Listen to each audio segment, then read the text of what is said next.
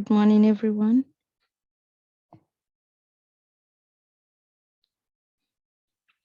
So today we want to discuss another interesting aspect of wave.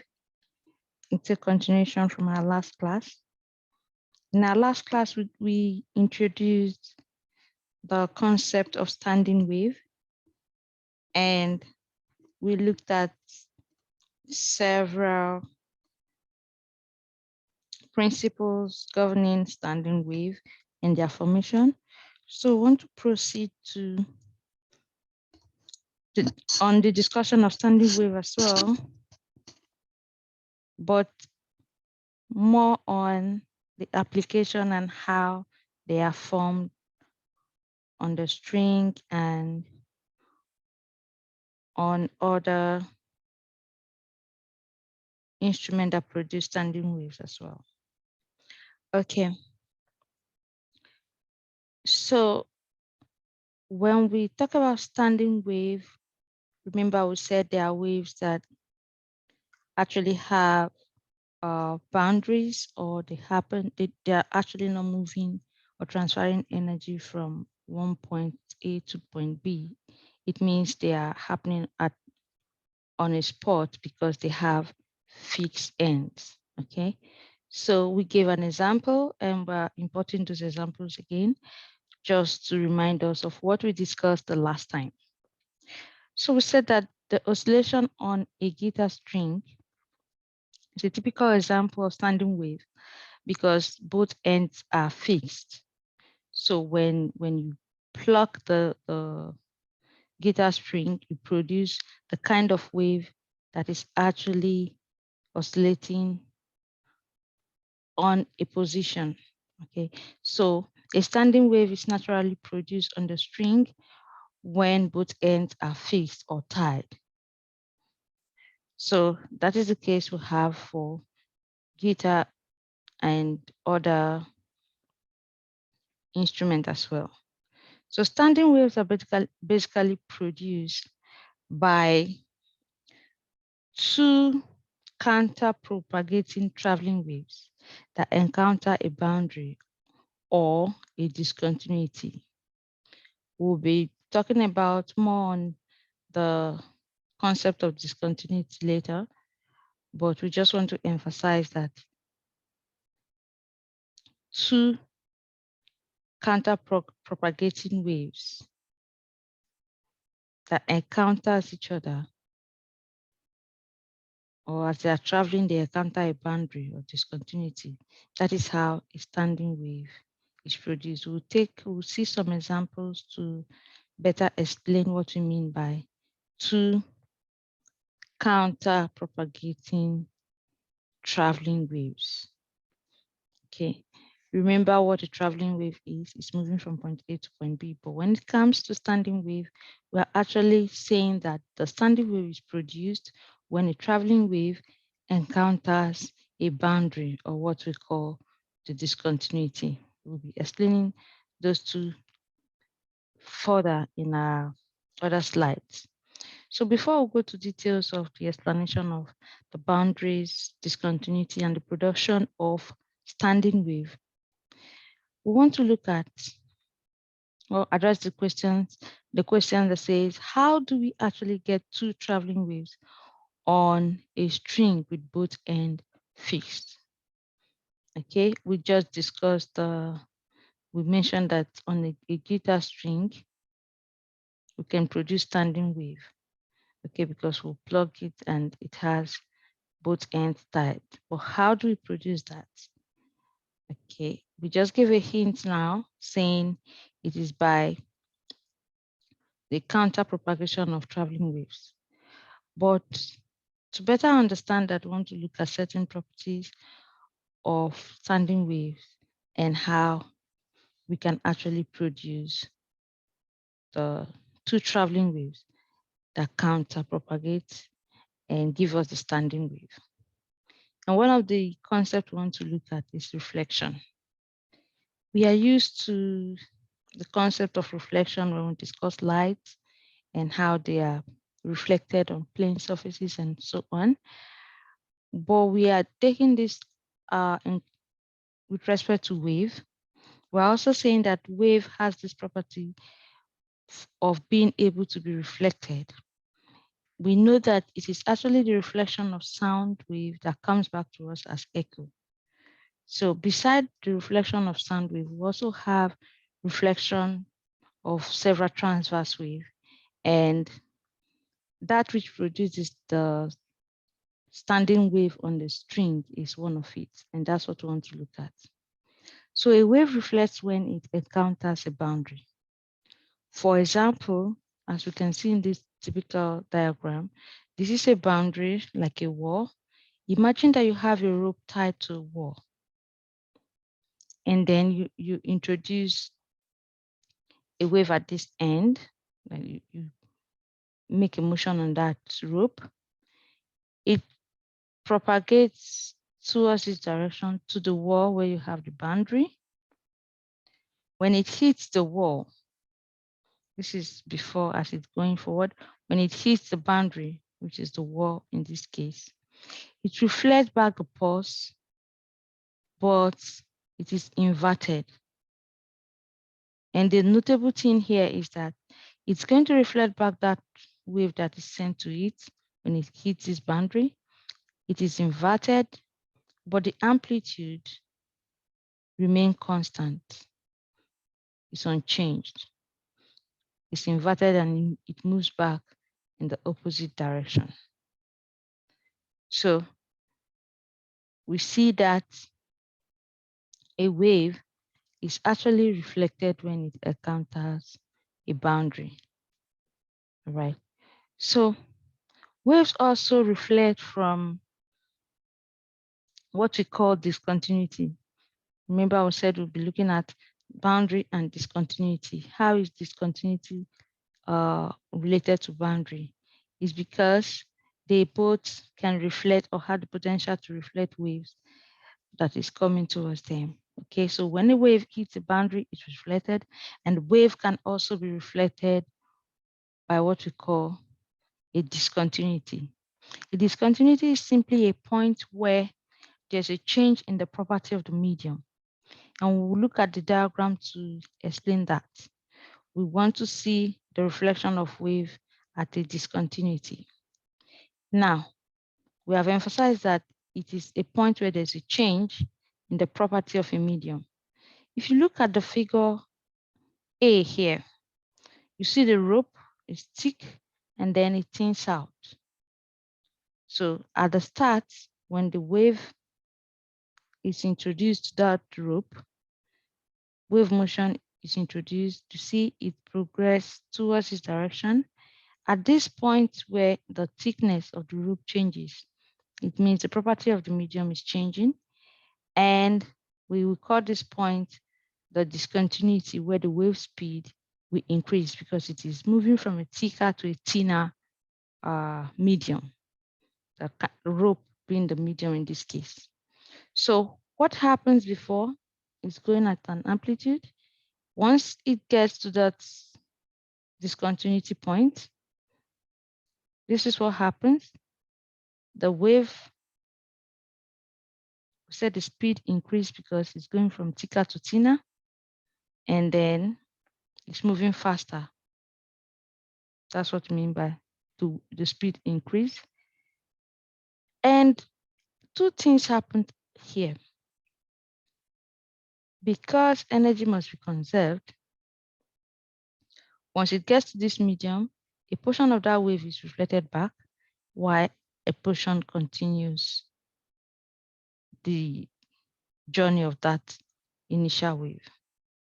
So we can see the portion that is going back, portion that continues.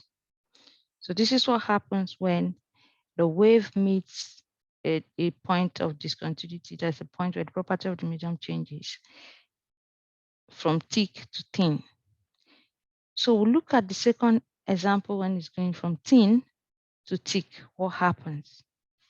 When it's going from thin to thick, you see that the behavior of that wave is like that of the one we described earlier here. When it meets a boundary, it goes back, but in the inverse amplitude shape. The amplitude is unchanged, but the wave is inverse to the initial one. But also the reflection or the back is present, but the only difference here is that it behaves at this point like the medium, the one with the uniform medium, but is hitting a boundary. So in discontinuity, you have different properties of medium. It's transiting from one medium to the other. But for boundary, we say we have a uniform medium, but it's hitting a boundary and it's reflected back. So it's moving from the thin to the thick. This point is what we call the discontinuity, where the speed decreases. If you notice here, the speed is increasing, but here the speed is going to decrease. And the reflected pulse is inverted. And we have, it meets this point, it's reflected back in inverted manner, and a portion of the wave also progresses further. Okay, so whenever a wave encounters a discontinuity, some of the wave energy is transmitted further and some is reflected backward. So we'll see the one that is reflected backward and we'll see the portion that is transmitted further. This is just basically the principle of conservation of energy. Both will give the same magnitude as this one. All right. So we've seen the two major ways that wave can be reflected, either by hitting a boundary or by discontinuity. Okay. So how we now progress to asking or answering the question of how really do we produce a standing wave on a string? On a string, there'll be a rope or whatever rope-like material you have that can produce a tension or a vibration, or that can produce a vibration, sorry, or oscillation. So let's take a typical example from the diagram here. If we have a string that is tied at both ends, which is a typical scenario for production of standing wave, we say standing wave is the kind of wave that is bound or tied at both ends. If you have a string and you decide to single the string at the middle, you pull the string a little, what happens? We have two waves that will move away from the middle position where you pull that string. One will travel to this direction and the other to the other direction. They are going to be typical, that is identical. They'll have the same magnitude, but they'll be traveling towards different direction. One to the other side of the boundary and the other one to the opposite side. So the reflection of these two boundaries causes the standing wave on that string. When they hit the boundary here and they hit the boundary here, it's going to go back. It's going to reflect back. And because wave can actually travel through each other, they will meet and merge to produce that standing wave that we describe. So the reflection at the end of the string will cause the two waves of equal amplitude and wavelength to travel in the opposite direction. And that is what you see here typically. They are reflecting back and they're coming to the opposite direction. The reflected wave will travel through each other to create the standing wave, okay? Remember we said when they are traveling through each other and we were discussing superposition in the last class, they will merge, and because they have the same amplitude, equal amplitude and wavelength, they will merge completely to give us one wave that we will see or describe as the standing wave. So that's how standing waves are produced. They are produced by the reflection. That's why we looked at reflection before explaining how they are created. They are produced by reflection of waves, and we have two major ways that waves can be reflected by hitting a boundary or a continuity change in media by discontinuity. Okay. So there are two conditions that must be met for the standing wave to really happen. Okay, apart from the fact that it has to be within a boundary or a bounded end, or it's a system with the changing media or media property at the end, we have these two conditions, that the string must be fixed and the displacement from point S0 to L, we have the beginning here as S0 and X is equal to L from distance 0 to L, must be 0 at all times. Now, what we mean by that is at this point, we must have the node. Okay, remember the antinodes are the crest and trough. So we must have the node at the end of that boundaries. So the node is what we are describing, that the displacement at those points must be 0. Okay, so another way to state is that we must have the node at those ends. So that's the condition, and that is what we can see here. The node, there's no typical wave there, is 0. So we know that standing wave have the spacing of lambda over 2 from a node to the next. It gives you lambda over 2. We saw that in our last class. That means that the nodes must be equally spaced. So these are the two conditions. The node must be at the boundaries or at the points of discontinuity, and also the spacing must be equal, such that we can describe it with a basic description that says lambda, which is wavelength, is for the distance between a node and the next is lambda over 2. Okay, so we'll see the figure below to buttress the point. The figure is going to be emphasizing the first three possible waves that meet this condition as described in these two to produce what we call the standing wave modes. Okay, the standing wave modes they are just terms that we use to describe the standing wave that is produced on a string and also on other medium, not just on a string, sound and electromagnetic wave. We said that, remember at the beginning of this discourse, we said we'll be discussing wave models.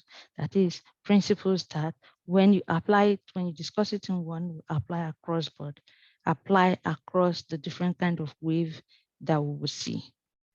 Okay, so by different kind of wave, we mean waves that can require material medium to be propagated or that travel through vacuum.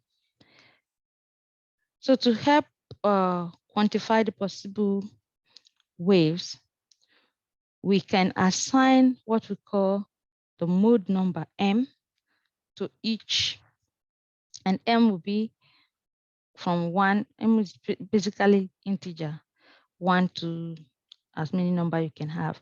So the mode number m is equal to the number of antinodes on a standing wave. Okay, so we see that this is the antinode and this is the node.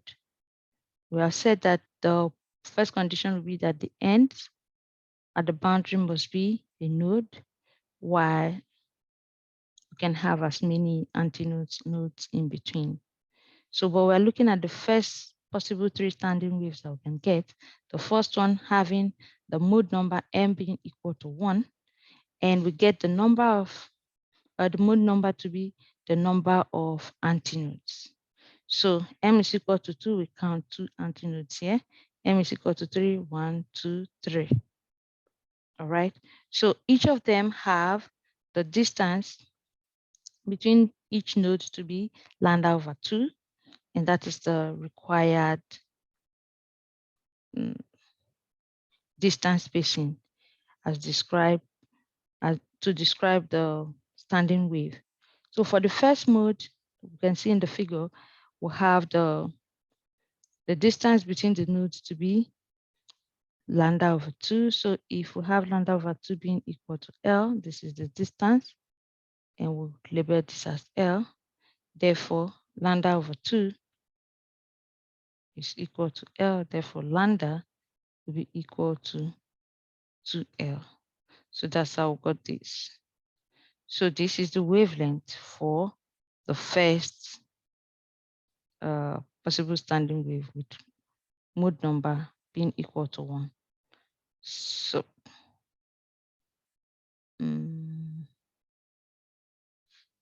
the distance between is what we are calling the L. This is length for the propagation. So this is the first and second. So a standing wave can exist on the string only if the wavelength is one of the value given by the equation. This is the equation if we have m to be more than 1, more than the fundamental or the first integer 1, we will have therefore the lambda to the number of mode will be equal to 2L over the number of mode. So this is the basic description for the wavelength of a standing wave on a string. So it must only be described with this relationship.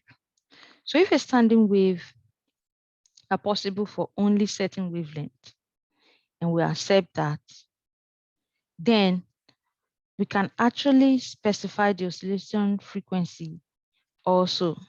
Recall that we have the relationship lambda f equal to v, that the product of lambda and frequency will give you the speed. All right. So if we say that standing wave can only happen at certain defined wavelength, then that should apply also to the frequency. So from this relationship, if we make f the subject of formula here, we will see that it will give us v over lambda. So for the description of frequency that the standing wave should have on the string of length L, we put the mode here. That is how we got this equation. So if we substitute the value for lambda m from this equation, which is 2L over m, when you do that, solve it out, it will give you this. So the frequency is therefore mv over 2L. Okay, m having integer number. All right, so this is the relationship that we use to derive the frequency of the standing wave mode of a string with length L. So let's see how that description applies to all that I've just talked about and using it to describe the wave, the first three waves, first three examples of standing wave. So the mode number we said is equal to the number of antinode. So you take note, this one has 1, 2, and 3. We see that. And we also talked about the frequency. We talked about the lambda for the very first one being equal to 2L. And that's because if we substitute it into lambda m being 2L over m, 1 will be here, 1 will be here. We'll have it to be equal to 2L. So for 2 nodes, if we substitute that also, we'll have lambda being equal to L. And then for 3, we put that in and we'll have the description as well. And that's how it goes for the m equal to 100 and so on. So we'll see how that we can define the frequency and the wavelength of the standing wave. Okay, so this is the frequency corresponding to the second mode, and that we got from this formula m v over L. For 2, we put 2 there. For 3, we use 3 there. Okay, so let's apply this to solving this class activity. A 2.0 meter long string carries a standing wave as shown in the figure. L is equal to L. So extend the pattern and the formula shown so far to determine the mode number, and the wavelength of the particular standing wave mode. Okay, so to determine the mode number, we said the number of antinodes correspond to the mode number. So we have 1, 2, 3, 4, 5. So the mode number is going to be 5. And then we're asked to calculate the wavelength. We know how we got the wavelength from this formula. Okay, so if your M is equal to 5, substitute that directly over 5, and what is your L? Is 2 meters. So you have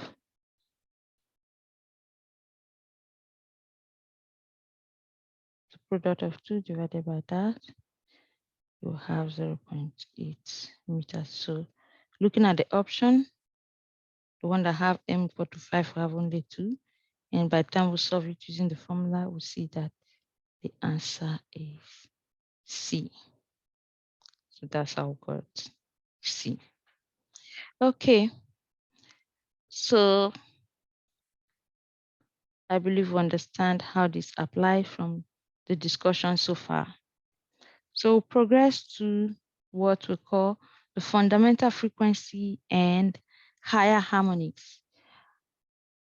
We have seen that the very first standing wave we encounter is the one with the mode number 1, and it will have 1 antinode and 2 nodes because the boundaries must be node for a standing wave to happen. So the first mode, the first mode frequency is given as F1 equal to VL over 2. We have seen this before and how we derive that.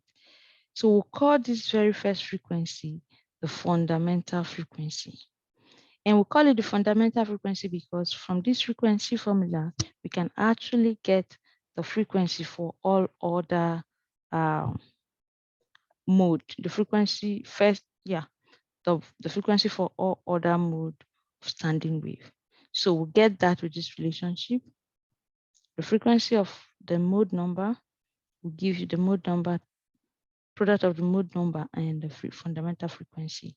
So F1 being V over 2L.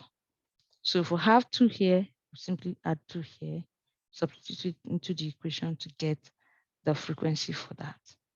So the allowed standing wave frequency are all integer multiples of the fundamental frequency. And that's why we said it is the fundamental because it's the basic. Keep putting 2, 3, 4, and so on. They're all integer multiples of the fundamental frequency. So the consequence of the possible frequency is therefore what we call harmonics. Okay.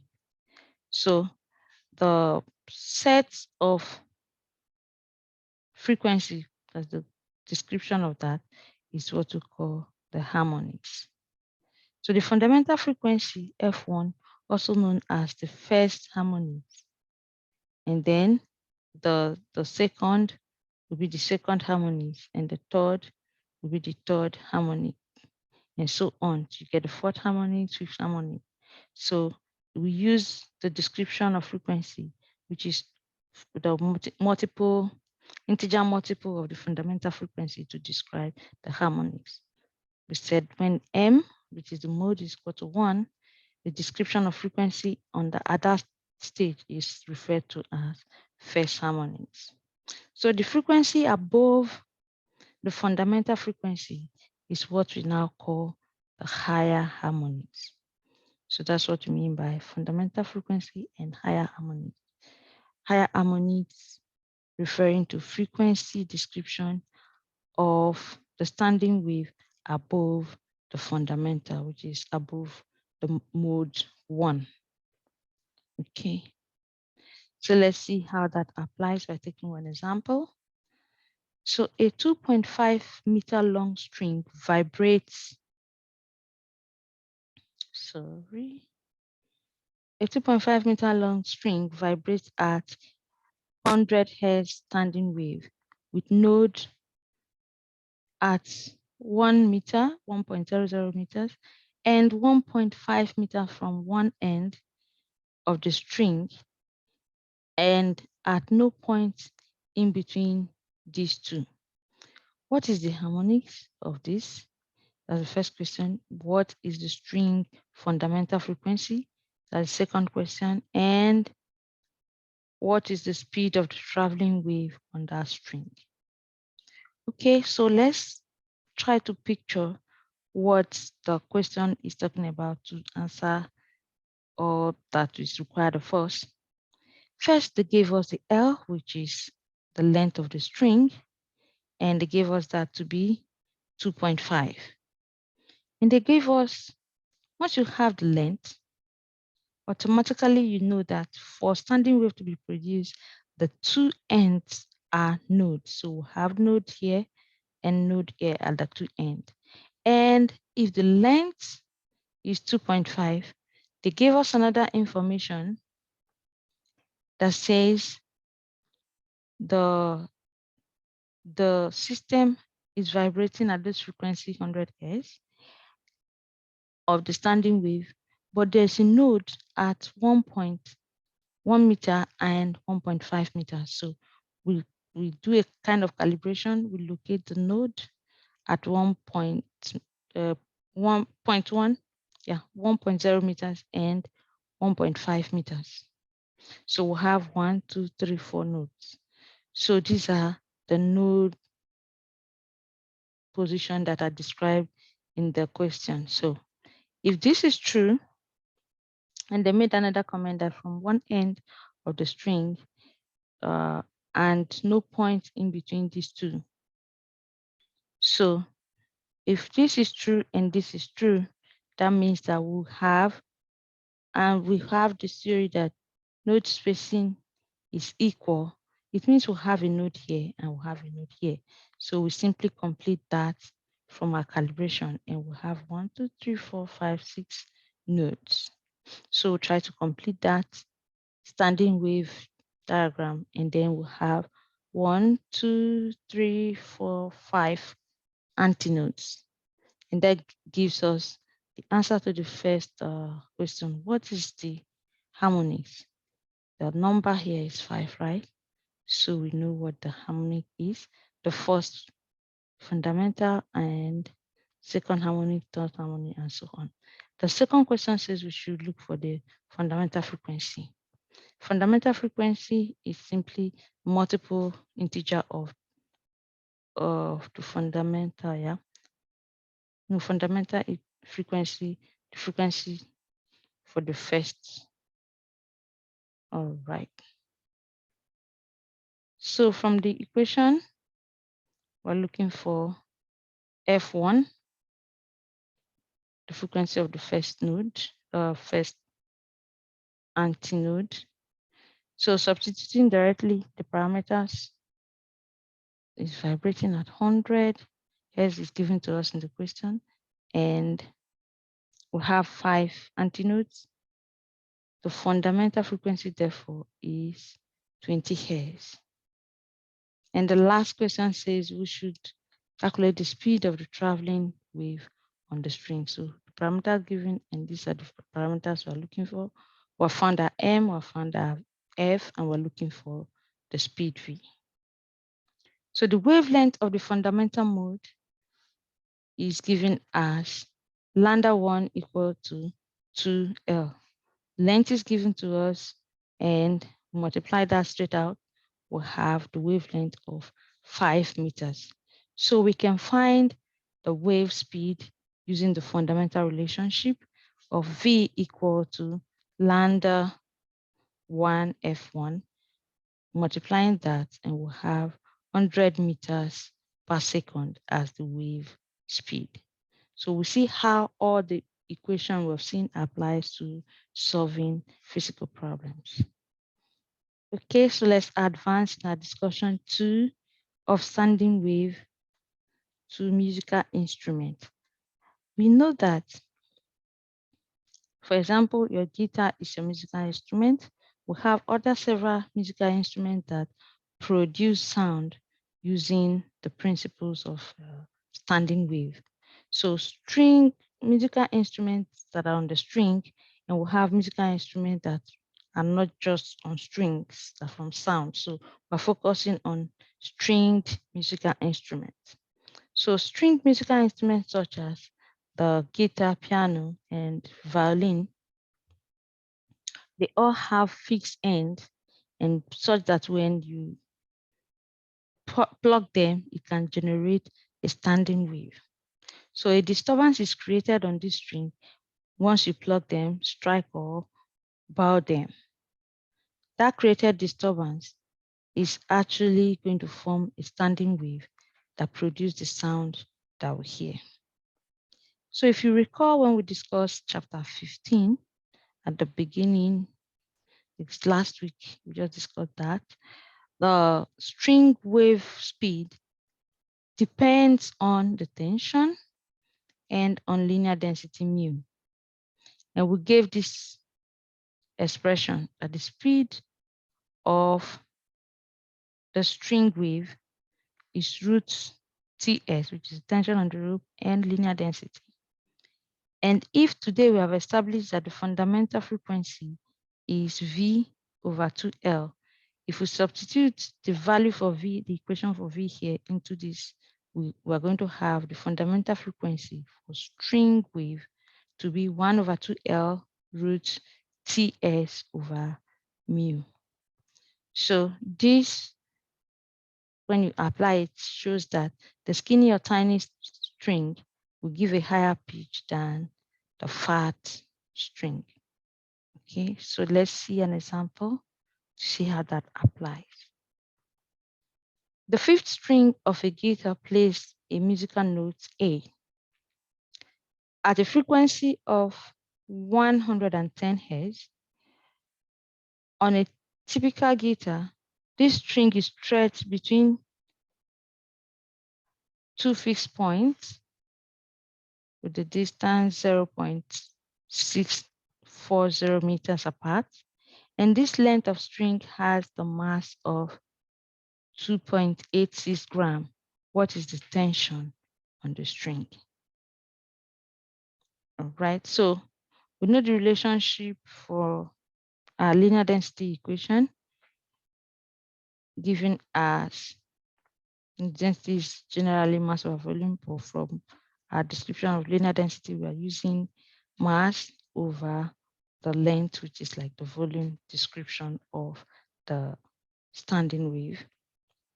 So we have the mass, which is given to us in the question in grams, we converted to kilograms by multiplying the dividing by 1000, that gives us 10 raised to the power minus 3.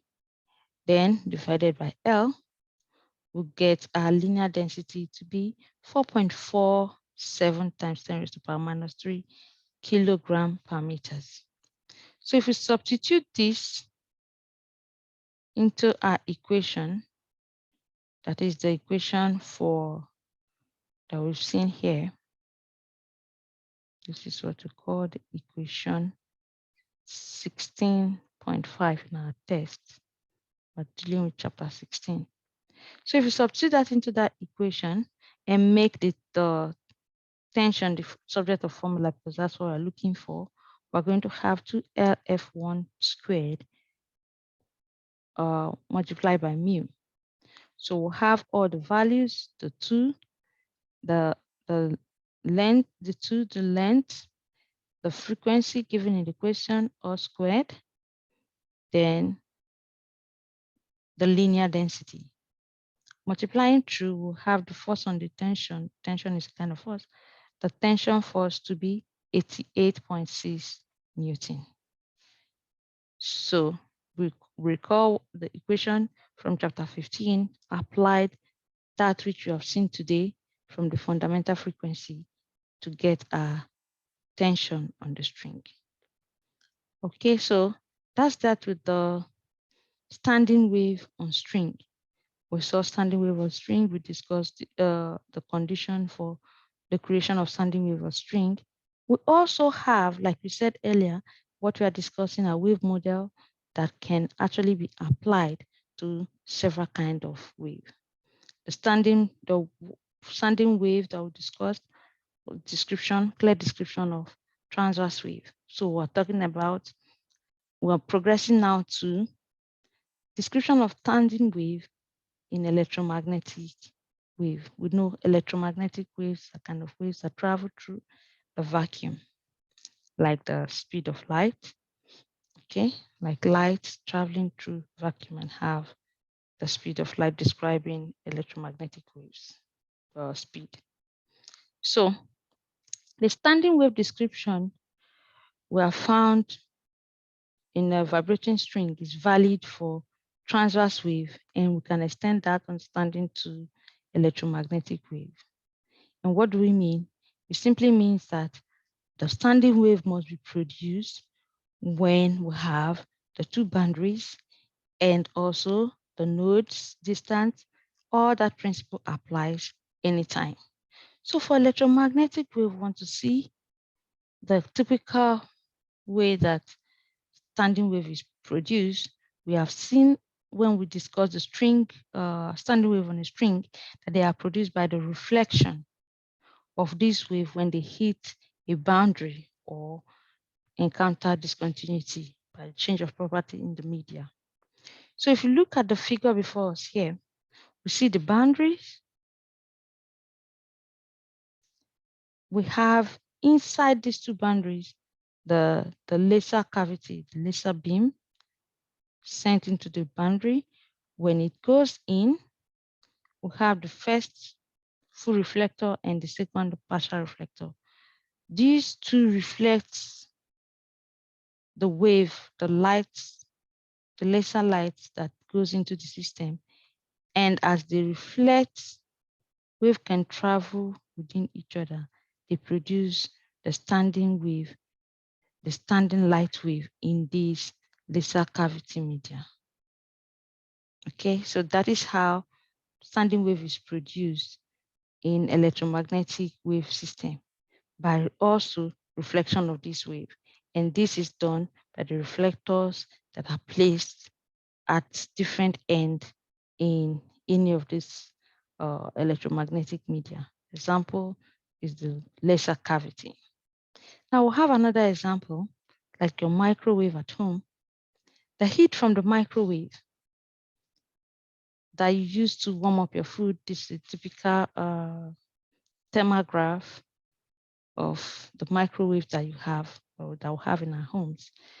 The heat from the microwaves actually heats the reflectors also in the microwave such that the microwave, as the turntable turns, the microwave will be turning your meal so that no part of the meal will remain on a position like the node position or antinode. Because the reflector inside, once the heat is coming from a point, the reflectors will reflect that heat such that they will produce what we call the standing wave. That is several series of node and antinode points, heated node and antinode points. And when you put a meal inside, then it turns, keep turning, move from cold to hot region. And that's how it warms up your food. So it should not surprise us that the principle of standing wave, the understanding of it is what is applied to the build of the microwave function you have at home. And that is how also they are modified for better efficiencies. Okay. So I've seen two applications of standing wave in electromagnetic wave media. One is your microwave and the second is the laser cavity that we've seen before. So let's take an example to see how that we can use that to explain or solve problems relating to electromagnetic waves such as light traveling.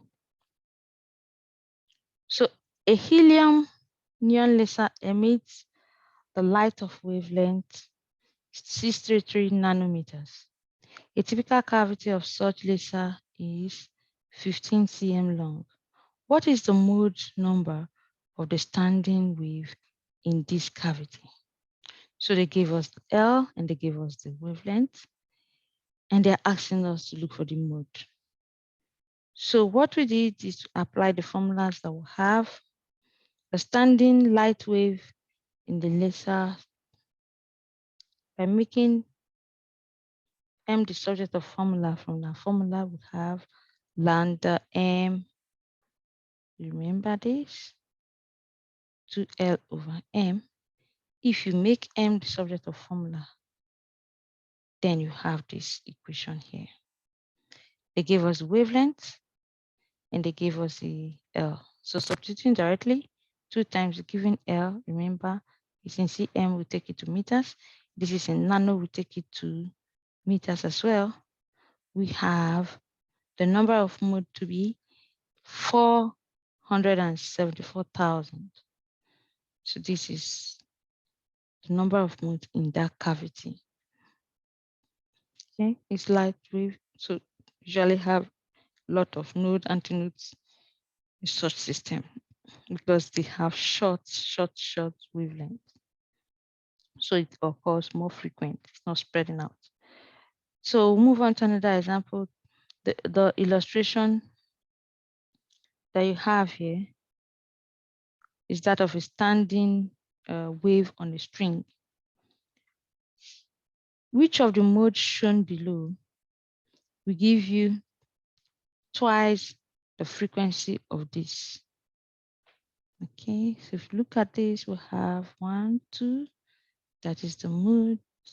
2, which of A, B, C, A to D will give you twice this? Look at it, it's more easy. We just, the answer is C. And that can be explained here. We will have that the fundamental frequencies are simply the multiple integer of the other frequency. Okay, so it is the C that will give you twice. Remember, I said twice that of what you see in that image. So we've seen the standing wave on the string. We have seen the standing wave on the electromagnetic wave. We want to move to the standing sound wave. We've seen the standing string wave, standing electromagnetic wave. We're discussing now the standing sound wave. Okay, and like we said, the principles hold true for all. So they are produced either by discontinuity or by meeting a boundary. So when we say standing sound wave, we want to also look at musical instruments that actually not typically with string or light, but from sound. And we know when we discuss the sound wave, remember we talked about the compression of air. Once you produce sound on your speaker, air compresses, and also there's the compressed air travels a distance. And when there's a reflection of sound that comes to you as echo. We've seen that before, so we want to look more into that. So we'll have wind instruments like flutes, trumpet, and that which we saw in the very first page of chapter 6, the didgeridos, how that we can use them to produce musical tones. And the kind of tone we hear when air is blown into these devices, into the tube, they produce standing waves. And it is this standing wave combination and motion that produce the sound that we hear. And the production of standing wave follows the same basic principle of the discontinuity. And this is because the air in the medium, when you blow into the fluid, the air in the medium warms up, and then when it hits the atmosphere, the atmospheric air around it, because their temperature is different, they have varying density, and that majorly is by the discontinuity principle. The sound that will modulate or manipulate and hear from the wind instrument typically work by discontinuity principle, the change in the medium property. So it's moving from a less dense air to more thick air, and that is modulated to give the sound that we hear. So the sound wave, like we know, or just a reminder, is a longitudinal wave whose particle vibrates parallel to the direction of the wave. So the motion of the particle is parallel to the direction of the wave. And they are created by compression, which is the region of higher pressure, and rarefraction, the region of lower pressure. We have seen that before in our description of sound wave. And the same applies. We have the particular frequency and wavelength for the standing sound wave. When we talk about their modes, standing sound wave will have operations such that they have open end or close ends, which you'll see that the description of open end and close end later. We'll get to that, but we just want to bring to our notice that the same way we establish the fundamental wavelength frequency for the electromagnetic and string standing wave, same applies also for sound wave. But the only unique thing about sound wave is that sound wave have what we call the open end, close end, and the open close end. Those are the three type of tube or sound wave instrument that we can see. Either both ends are open or they are closed, or we'll have one end open and one end closed tube that we use to make musical sound. And for the open and closed end, we have the wavelength given to us as lambda m being equal to 2L over m, the same wavelength for standing wave, and the frequency is also the multiple integer of the fundamental frequency. So this is just to remind us that, but for the open close end, which is what makes it unique for sound wave, we have the wavelength given to us as 4L over m. And what does that tell us? It simply implies that the fundamental frequency of the open closed tube is half, okay, that of the open or closed tube of the same length. So when it is open close, it's going to give you half, and that is why we have the multiple of that. Okay, 4L over m. Half of this, half of the open and close. Okay, so let's see an example, then we'll proceed to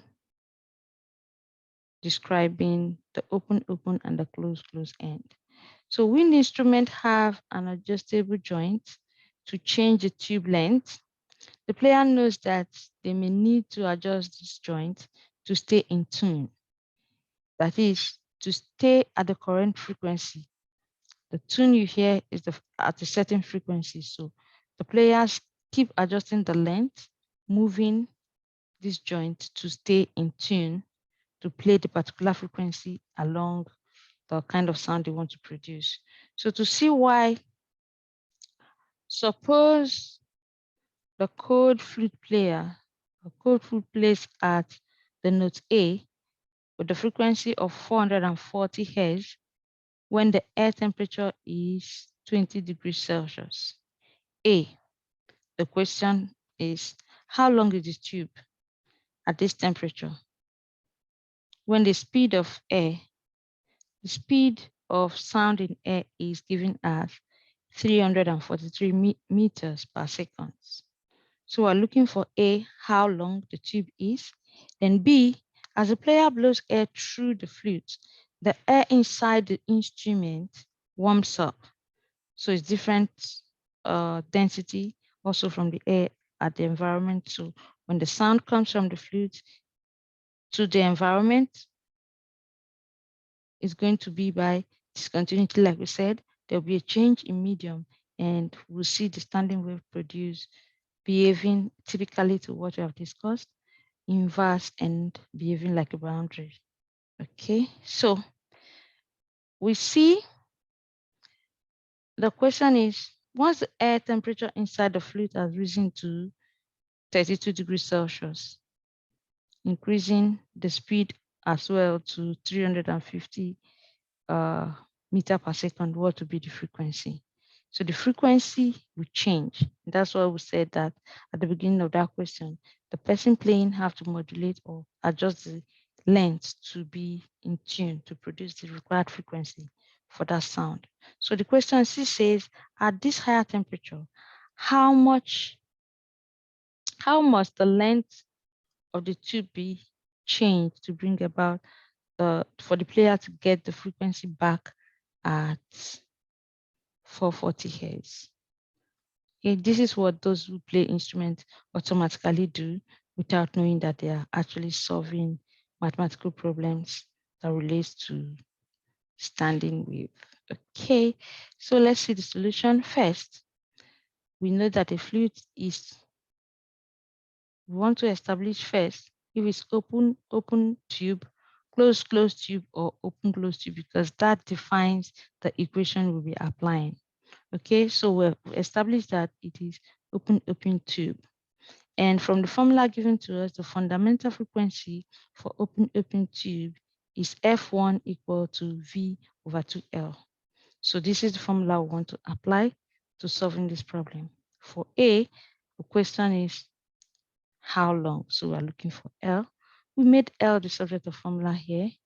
If you make L the subject of formula, you will have V over 2F. Okay, so that's what we have here. The speed is given to us, the speed of sound in air at temperature 20 degrees Celsius. We'll have 2, it's a constant, and then the fundamental frequency 440 to give us the length of 0.390 meters. Now the second question said, if the temperature changes and the speed changes, okay, the speed is increased, what will be the frequency? So the new frequency at that point will be, for the frequency at temperature 32, the new, remember, we'll make F, this is your F. The speed at that place is given to us in the question, 2, which is this 2. Then for the length, which we have solved in the A part, we multiply this out to give us 449 Hertz. So the new frequency, or the frequency at this new length, if the air changes to these values that we have here, is giving us 449 Hertz. So the last part of the question says, what is the length that the player will adjust? Remember, the player will adjust this length to get or bring back the frequency to 440 Hertz so that it can play the right tone. So at this new length, we also do the same thing. The equation we used at the first time, we use the speed of the new speed for the heated air, and then we use the frequency, fundamental frequency.